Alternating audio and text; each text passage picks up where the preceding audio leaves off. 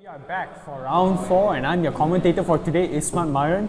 Joining us for our match right now is Chong T, will be on the screen below, versus Zain Khalid on the screen above. Alright. Now Zain's very notorious for winning a lot of PCs and really going up to top cuts on most of the competitions. He is a really dominant player right now, and going up against as well Chong T. Both are no underdogs right now. They are both really warriors in the current meta right now.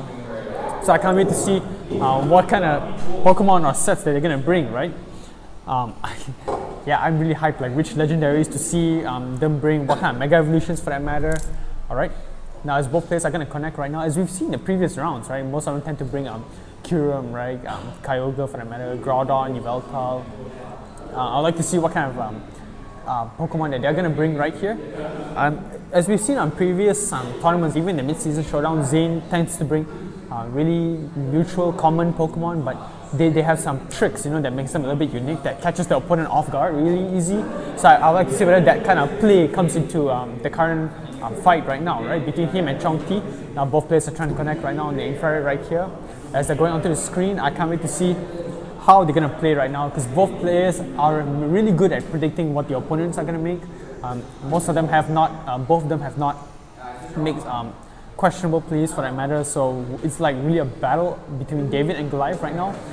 So yeah, I can't wait. Alright, both players have found each other, so yeah, can't wait to see what Mega Evolution, or really really more to unorthodox Pokemon.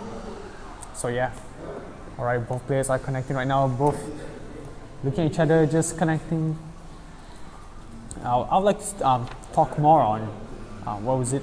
Yeah, the Yveltal and Groudon, Oh, as we do see, both players are they're in the PSS room for that matter, and they're selecting the rules, going on to the player match right now. Both players have given the shaken hands for that matter, and we're in team preview right now here, folks. As we do see on Zain's side and above, he is running Yveltal, Groudon, Salamence, Aegislash, Cresselia, and Thundurus. Whereas on the screen below, when you can't see, it will be Chong T is running Yveltal, Groudon, Meowstic, Liepard, Clefable, and Kangaskhan. Wow, okay, now both players are running the same restricted mons. I'm pretty sure they're seeing something here that I don't for that matter. So I'd like to see what kind of sets are they running, right?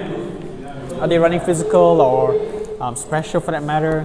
I mean, same restricted mons. I mean, there is something here. I personally not run Yveltal and Groudon, but I'd like to see how it will come into play, because Chong T has Liepard for that matter, Liepard, Meowstic, lots of Prankster being involved right here, Prankster shenanigans. I'd like to see how that comes to play and help him right now. Possibly a Swagger on the Liepard, we'll have to see here. And Clefable.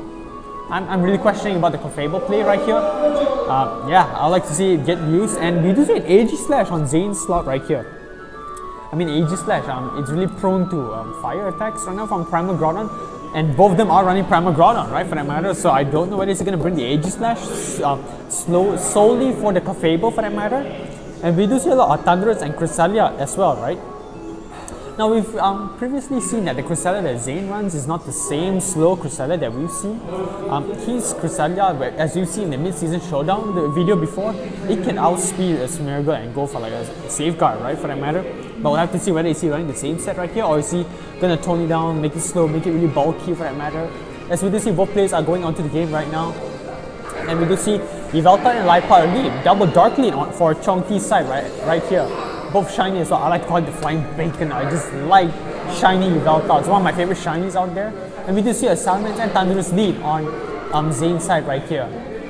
Now, we'll have to see whether can the Liepard outspeed the Thundurus right here, right? Because Thundurus is really free to go for Thunder Wave for that matter onto the Liepard slot. And once it's having a Thunder Wave up there, it could go throw off maybe a Swagger for that matter. Because both their Prankster users and safe Prankster disruptive mons are out on the field right now, be it Liepard on Chong T's side and Thundurus on Zain's side right here. But Salamence, running the Intimidate, knocking down the physical attack of Yveltal and Liepard down by one slot right here. We do see Salamence going for Mega Evolution right now. So you do see a Fake Out going to Thundurus slot? Yes, it does. Breaking potential focus sashes that most Thundurus tend to run nowadays. You do see a Hyper Voice going on to Zain's slot right here, dishing out the damage, as it doesn't even break down to Sash onto Liepard's slot right here. This is a foul play that's doing about 70% right there. It must be Life Orb, yes it is. Now, Definitely Chong T's side right here might be taking out this Mega Summons, but right now if I was him, the Thunder is definitely pulling out the bigger threat right now because of the Princess shenanigans, right? So we see Chong T switch out his Revelta for that matter. No, we do see a Protect coming onto the Summon slot, but we see on Zain's side right here, as you do see a Swagger going onto the Thunders, but it misses. As you do see a Thunderous going for a Thunderbolt onto the Light Part slot. That's one Prancer user down for that matter. Alright, now we do see a Snarl coming out, potentially seeing it as a special attacker. But we see a knockout right here, not bringing it down to 50%. But that definitely did about 40% for that matter, 40-45%. That Life Orb really dishing out damage, even with Dark Aura boosted with Life Orb stab, right? Definitely a lot of damage right there. Now we do see a Kangaskhan coming onto the field, right? Now, I don't think definitely the Mega Summons could knock Yveltal out with a Double Edge, but definitely not with a Hyper Voice. So Kangaskhan will definitely have to see which target he could safely go for a fake out on. We do see Summons protected before, but is he willing to risk the Thunder Wave from the Thunder slot, right? Because if he gets fully paralyzed, then it's just a wasted turn for Chong T. So we do see Kangaskhan going for a fake out onto the Salamence slot, right? No, we do see on Thunderous. It has to bank on living an attack from Mega Salamence right here. Mega Salamence definitely has to knock out the Yveltal if I were him right now. Going for a Double H, will he knock out the Yveltal? Yes, and he definitely sees it as a potential threat right there. Yep. That's one restricted mount down on Chong T's side right here. But we see Groudon coming onto the field right here. As you can see, both the Dark Pokemon are out, right? So we do see Salamence, even though it's at red HP, it's in Sucker Punch range, no doubt for that matter. Now we'll have to see what Pokemon will Zain bring out right here. I will assume both of them will have to bring out their Primalist right here. Because, as we do see a Shady... No, we do see a Yveltal slot coming out onto Zain's slot right here.